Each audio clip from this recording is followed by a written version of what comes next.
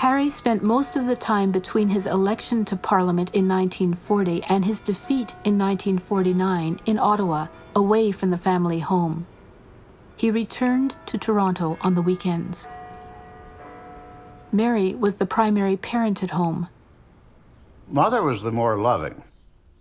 Father being a more typical man, he's more distant, and he showed his kindness by doing things, by taking us places.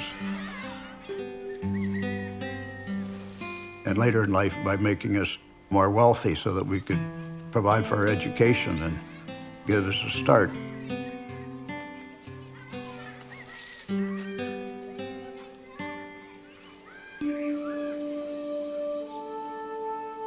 The mother was the warm one. She'd give you the cuddling and the kisses and the good stuff in life.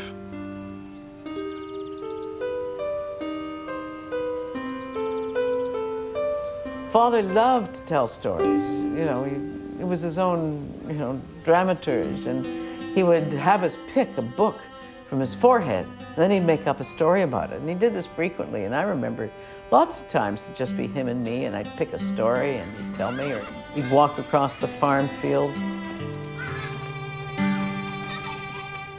I gather that your parents had very different beliefs about discipline. My father used the strap and the hairbrush. And I imagine his father did too. Corporal punishment administered by fathers to their children was considered acceptable at that time. Dr. Blotz challenged those values and behaviors. He believed that parents would do well to understand their children's misdemeanors and to help their youngsters to solve problems, to deal with their anger and frustration. She really believed that love, forgiveness, and generosity would bring people around to her way of doing things.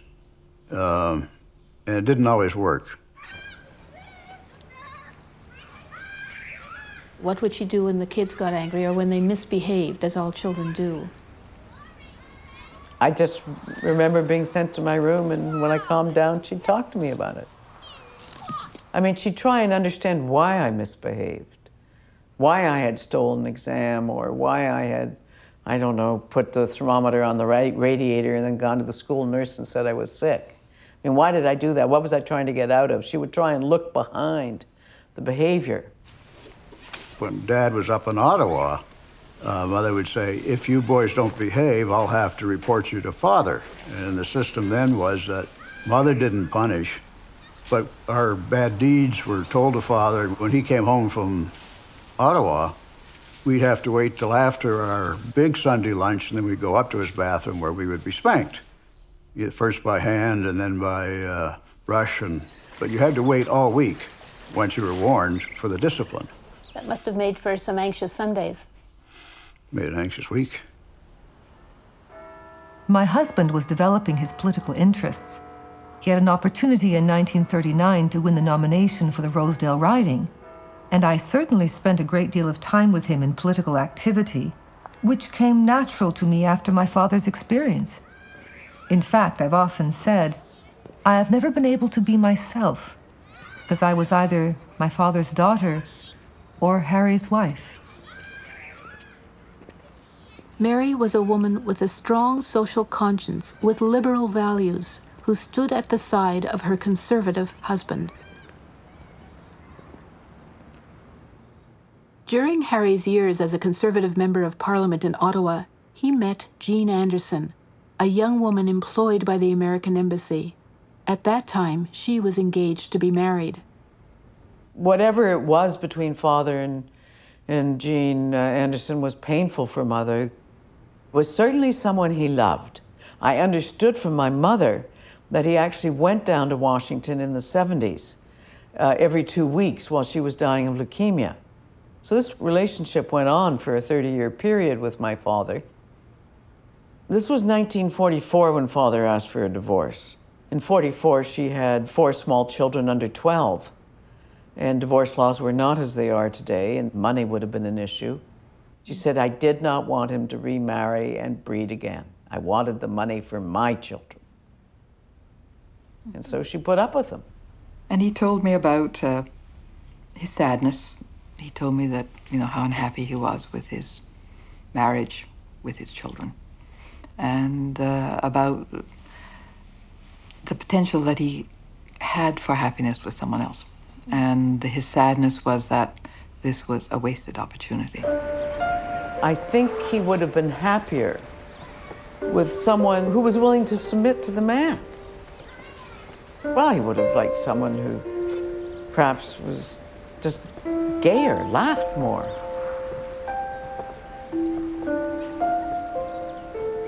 When Mary refused Harry's request, she knew well the sanctions against divorced women in her milieu. She would face social stigma as well as isolation in a world focused largely on couples. For almost all unhappily married women, the choices were few: poverty or economic dependence. Staying in the marriage safeguarded her children, but also gave Mary the financial base that allowed her to go on with her work. Throughout my life, when utterly perplexed and down, I do think of Jesus' life and realize that to go on loving people and trying to understand them is all one can do, and retaliation of any kind gets one nowhere. She may have struggled with depression because I know Dr. Ruth Franks, who was the neighborhood psychiatrist, put her on tranquilizers in the 50s. Mm-hmm. But that was common for almost all women in the 50s.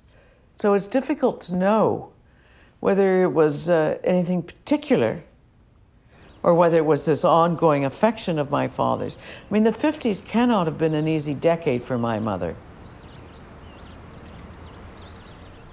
I became so very aware of how angry she had been over all the years with the revelation that Harry had other loves other than her love.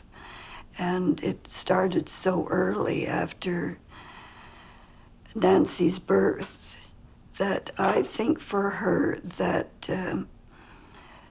some of the interests that she took upon herself were ways of escaping the pain of that knowledge and the depression that she must have harbored for many years.